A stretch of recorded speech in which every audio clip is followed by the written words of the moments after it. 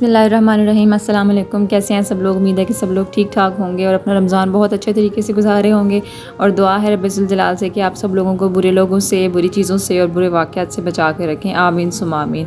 और एक बार फिर से ऐसा हो गया है कि मैं एक दिन मिस कर गई हूँ वीडियो का, जिसकी एक वजह यह भी थी कि मैं किचन में कुछ स्पेशल बना नहीं सकी, क्योंकि या तो घर वालों की तरफ से सेम चीज़ की फरमाइश आ जाती है कि आज वही बनाएं जो कल बनाया था या जो उस दिन बनाया था, तो वो मैं ऑलरेडी चीज़ें शेयर कर चुकी हूँ। दूसरा, मेरी खुद की तबीयत भी कुछ डाउन थी, टेम्परेचर हो रहा था और रोज़े की वजह से एनर्जी बहुत लो थी, तो बस 2 दिन मैं नहीं बना सकी। क्लिप्स तो बनाती रही हूँ ऑब्वियसली, लेकिन ब्लॉग को एडिट नहीं कर सकी। आज 20वें रोज़े की सुबह है जिस वक्त मैं ये वॉइस ओवर कर रही हूँ, और आज मौसम माशाल्लाह बहुत प्लेजेंट हो रहा है। शायद नॉर्दर्न एरियाज़ में बारिशें वगैरह स्टार्ट हुई हुई हैं, क्योंकि मैंने कुछ दिन पहले वेदर फोरकास्ट देखी थी जिसमें बारिशों का कहा गया था। तो एनीवेज़ अल्हम्दुलिल्लाह रमज़ान थोड़ा सा ठंडा हो गया है। बारिशें यहाँ तो नहीं होती, हम तो सूखे हुए सहरा में रहते हैं चोलिस्तान में, लेकिन चलो मौसम तो एटलीस्ट ठंडा हुआ है, थोड़ा सा हवा ठंडी चलेगी, इसमें भी बड़ी गनीमत है।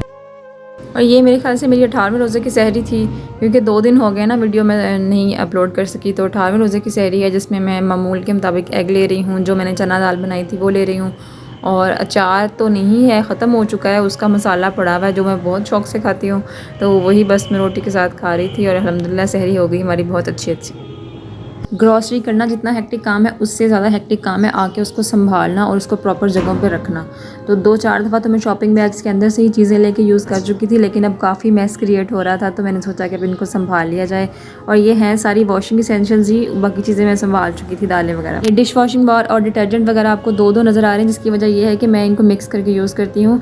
सर्फ एक्सेल थोड़ा हाई इन केमिकल्स है और बोनस थोड़ा लाइट है, तो इनको मिक्स करके यूज़ करती हूँ। इसी तरह से विम मेरा फेवरेट सोप है लेमन मैक्स की बजाय, उसके अंदर एक हल्का वाला कोई भी सोप मिक्स करके यूज़ करती हूँ। और मैक्स पाउडर इस्तेमाल करती हूँ सिल्वर और स्टील के बर्तनों के लिए जिनको मांजना पड़ता है। It is such a life saver. इससे सिंक साफ़ हो जाते हैं, वॉशरूम्स भी साफ़ हो जाते हैं, लेकिन मैं वैसे पर्सनली इसको बर्तनों के लिए इस्तेमाल करती हूँ। इस दिन मैं घर आते हुए वैसे भी लेट हो गई, तो काफ़ी शाम हो गई, तो आते साथ सो गई हूँ और सो के जब उठी थी तो बिल्कुल इफ्तारी का टाइम था, इस वजह से भी कुछ नहीं बनाया गया और हिम्मत भी नहीं थी हो रही, कुछ सोचा भी नहीं हुआ था।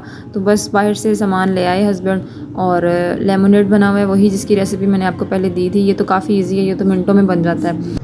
साथ में थोड़ा सा हेल्दी टच देने के लिए फ्रूट चाट बना ली थी, जिसके ऊपर कोई चाट नहीं है, कोई ड्रेसिंग नहीं है, ये सिंपल फ्रूट है। और सच पूछो तो फ्रूट का जो अपना जायका है ना, अपनी मिठास है, वो सबसे ज़्यादा आला टेस्ट होता है, उसके ऊपर कुछ भी ना डाला जाए। लेकिन ज़ाहिर सब लोग पसंद नहीं करते, तो कभी कभार इसके ऊपर हल्की फुल्की ड्रेसिंग करनी पड़ जाती है। कभी कभार मैं यूँ ही रख देती हूँ कि जिसको जो चाहिए उसके ऊपर डाल ले, जिसको मायनीज़ चाहिए मायनीज़ डाल ले, केचप चाहिए केचप डाल ले। लेकिन मुझे ज़ाती तौर पर इस तरह का पसंद है, जिसमें ये है कि ये फ़ायदा हो जाता है कि आपको खाना इजी हो जाता है। मुझे ये पता होता है कि मैंने स्पून से खाना है, तो एक गुड अमाउंट में खाया जाता है। जो मेरे हस्बैंड मुझे कहते हैं कि तुम क्या बच्चों की तरह चूरा बना के खाती हो इसका, लेकिन मुझे वाकई पता नहीं क्यों इस तरह है कि मुझे बड़े पीसीज में कटा हुआ फ्रूट खाना बहुत मुश्किल लगता है। ऐसा लगता है कि आज ये ख़त्म ही नहीं होगा, तो जिसकी वजह से मुझे मेरी अम्मी जान से बहुत डांट भी पड़ती है। और मुझे पता है वो ये वीडियो देख रही होंगी, क्योंकि वो मेरी हर वीडियो देखती हैं और बाद में मुझे कमेंट पास कर रही होती हूँ, तुम फ़लानी चीज़ से सहरी करती हो, तुम फ़लानी चीज़ से अफ्तारी करती हो। बहरहाल अम्मियों की तरफ से ये डिक्टेशन जो है ये चलती रहती है, चाहे आप चाँद पे पहुँच जाएँ, चाहे आप स्पेस में चले जाएँ, आपके खाने पीने के कंसर्न्स हमेशा माओं को ऐसे ही होते हैं कि ये अभी भी हमारी गोदों में बैठे हैं, अभी भी हमारे झूलों में झूल रहे हैं। तो ये भी एक ब्लेसिंग है अल्लाह ताला की। आपको जितना भी बुरा लग रहा हो, आपको लगे कि मैं बिल्कुल ठीक कर रहा था, मुझे क्यों टोका जा रहा है, लेकिन फिर भी ये एक ब्लेसिंग है कि कोई होता है तो कहता है ना। अफ्तार के वक्त खाली मैंने एक खजूर ली थी और एक पानी का गिलास लिया था। उसके फ़ौरन बाद फिर मैं नमाज़ पढ़ने के लिए चली गई, क्योंकि लेट हो रहा था काफ़ी ज़्यादा। नमाज़ के बाद कुछ देर आराम किया और फिर उसके बाद चाय वगैरह बना के तो फिर मैंने उसके साथ समोसा लिया, क्योंकि चाय और समोसा इसेंशियल्स हैं, एक दूसरे के बगैर मुझे अधूरे लगते हैं। चाय वगैरह बना के जैसे मैं खाने लगी तो छोटा बेटा भी आके मेरे पास बैठ गया। वैसे यूजुअली ये इस तरह के फ्राइड फूड शौक से खाता नहीं है, लेकिन खा रहा था तो फिर मैंने भी खिला दिया। और आप देख रहे हैं कि मैंने समोसे की चाट नहीं बनाई हुई ऊपर चटनी वगैरह डाल के। मुझे इस तरह ही अच्छा लगता है कि एक बाइट समोसे की हो या कोई भी फ्राइड फूड है उसके ऊपर डाल के ड्रेसिंग करके उसको खाना मुझे अच्छा नहीं लगता। ये भी ज़ाहिर है अपनी अपनी चॉइसेस हैं हर किसी की, तो डिप कर लेती हूँ कभी कभार कोई एक आधा बाइट, वरना ज़्यादातर यही होता है कि सॉस का बाइट अलग से ले रही हूँ और समोसा या फ्राइड फूड कोई भी है उसका बाइट अलग से ले रही हूँ। जैसे मैं यहाँ डिप कर रही हूँ समोसे को, इस तरह मैं डिप कर लेती होती हूँ। अब मुझ पे ये फतवा ना लग जाए कि अभी आप डिप कर रही हैं और अभी आप कह रही हैं मुझे सॉसेज अच्छे नहीं लगते। मैं ऊपर डाल के उसको चाट बनाने की बात कर रही हूँ। वो जो मिक्स अप करना होता है ना वो चीज़ मुझे अच्छी नहीं लगती। मुझे ऐसे लगता है कि वो अपना फ्लेवर चीज़ का जो है ना वो दब जाता है। और ये हमारी फैमिली का सबसे यंगेस्ट मेंबर है, मेरा छोटा बेटा अरशद, और ये सिर्फ इशारे ही करता है अभी। वैसे तो माशाल्लाह 2 साल का हो गया है, लेकिन इसने अभी तक वर्ड्स भी बोलना स्टार्ट नहीं किए और वर्ड्स की पहचान भी नहीं है इसको। इवन इसको ये भी नहीं पता कि मैंने मामा और बाबा किसको बोलना है। इस चीज़ ने स्टार्ट में मुझे कभी परेशान नहीं किया, क्योंकि मैं कभी भी फ्रीक्ड आउट मदर नहीं रही कि बच्चा बोल नहीं रहा, ये दांत नहीं निकाल रहा, इसके पेट में दर्द हो गया है, इसको ये हो गया, ये हो गया, कि चीज़ें नेचुरल होती हैं। बच्चे बीमार भी होते हैं, कुछ बच्चे चीज़ों को देर से करते हैं, कुछ जल्दी करते हैं।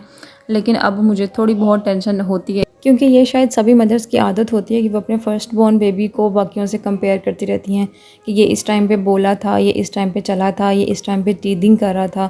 तो बाकी बच्चे अगर नहीं करते तो उसको अब नॉर्मल ख्याल करती हैं। बीइंग एन एजुकेटेड मदर मुझे ये सब पता भी है, लेकिन फिर भी कहीं ना कहीं वो मदर्स वाली टेंशन थोड़ी बहुत होती है। लेकिन बहरहाल फिर भी हम लोग कोशिश करते रहते हैं कि इसको मोटिवेट करें बोलने पर। महंगे पे दो दो अरशद का एलफ कहाँ है? ये एलफ है, ये रो रहा है, रो रहा है, इसको चुप करा दो। और ये नेक्स्ट डे का क्लिप है। 19वां रोज़ा, 19वें रोज़े की सहरी मैं कर रही थी और फिर से मैंने आज सैंडविच ही बनाया था। और मेरी अम्मी की तरह वो तमाम लोग जिनके माइंड में ये बात आती है कि ब्रेड खा के कैसे रोज़ा रखा जाता है, कैसे पूरा होता है।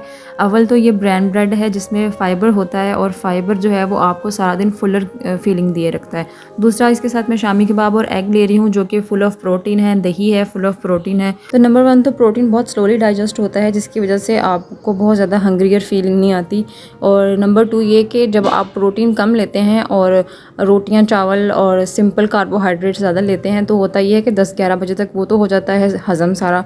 उसके बाद बॉडी जो यूज़ कर रही होती है वो आपके मसल्स यूज़ कर रही होती है।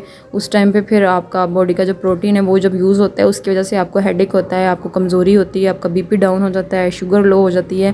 तो सहरी के अंदर प्रोटीन ज़्यादा खाना अच्छी बात है, ना कि हम रोटियों की तादाद गिनते रहें, हम पराठे खाते रहें। तो इस पे भी इंशाल्लाह नेक्स्ट में कभी वीडियो बनाऊंगी, न्यूट्रिशन पे भी, बिकॉज़ ये बहुत ज़रूरी नॉलेज है जिसको हम इतना अंडर एस्टिमेट करते हैं कि हम समझते हैं कि जो हमें आबाओ अजदाद ने दे दिया है ना सबक के आपने रोटी इतनी खानी है, देसी घी इतना खाना है, ये खाना है, वो खाना है। ऑब्वियसली वो सब चीज़ें तो ज़रूरी हैं ही हैं, लेकिन किस मिकदार में खानी चाहिए कि हम लोगों को वो फ़ायदा दें नुकसान की बजाय। तो वो एक बहुत इंपॉर्टेंट नॉलेज है और ये नॉलेज हम लोग मिल बैठ के ज़रूर डिस्कस करेंगे। आप लोगों ने चैनल के साथ ट्यून रहना है और इसको अपने फ्रेंड्स और फैमिलीज़ के साथ शेयर कर देना है, चैनल को सब्सक्राइब करना है, लाइक कर देना है, कमेंट सेक्शन में बताना है अगर आप लोगों का कोई क्वेश्चन है, अगर आप लोगों को कोई चीज़ ऐसी है जिसके बारे में आपके माइंड में क्यूरियोसिटी है कि इस बारे में बात की जाए। और इंस्टाग्राम का जो मेरा हैंडल है उसको भी आप लोग जाके फॉलो करें, वहाँ पे भी डेली रूटीन में ऑफ एंड ऑन शेयर करती रहती हूँ। ये सारे मेरे सोशल मीडिया के लिंक्स आपको डिस्क्रिप्शन बॉक्स में ईजीली मिल जाएंगे। और यहाँ अरशद को भूख लगी हुई थी तो उसको खिलाने के लिए मैं सेवइयाँ बना रही थी। सिंपल बस देसी घी में सेवइयों को हल्का सा तड़का लगा के उसमें शुगर ऐड करके और उसको बस गला लेती हूँ। कोई बहुत उसको फैंसी नहीं बनाती कि ये खड़ी होनी चाहिए, ये यूँ होनी चाहिए, बस सॉफ्ट कर लेती हूँ ताकि बच्चे के पेट में पेन ना हो।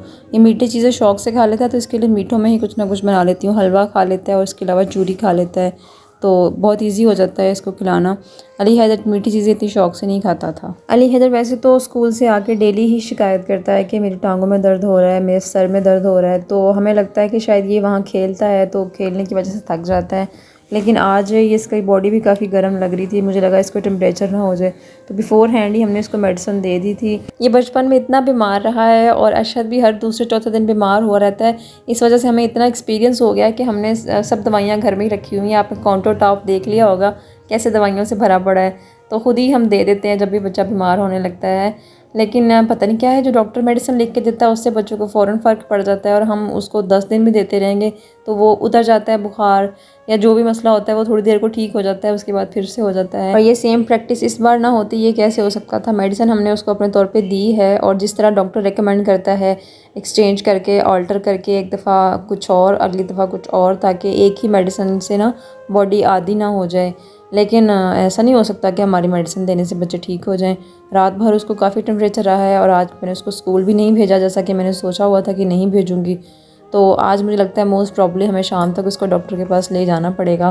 तो बस अफ्तारी में कुछ ख़ास नहीं बनाया था, वही चना चाट में बना रही थी। बस उसमें यह था कि इमली नहीं भिगोई थी, उसकी जगह मैं 3 लेमन का जूस डाल दूँगी, बस जितनी खटास चाहिए होगी। और मैं बना भी बहुत कम क्वांटिटी में रही थी क्योंकि साथ में कुछ ना कुछ वो फ्रूट वगैरह हो जाता है, तो वो लेमन स्क्वीज़ कर दिया। और जो मसाला जात पहले डालती हूँ वो बहुत थोड़ी थोड़ी अमाउंट में डाले क्योंकि बहुत स्पाइसी हो जाता है जब मैं पूरे मसाला जात डालती हूँ, और अफ्तारी के बाद इतना स्पाइसी खाया नहीं जाता।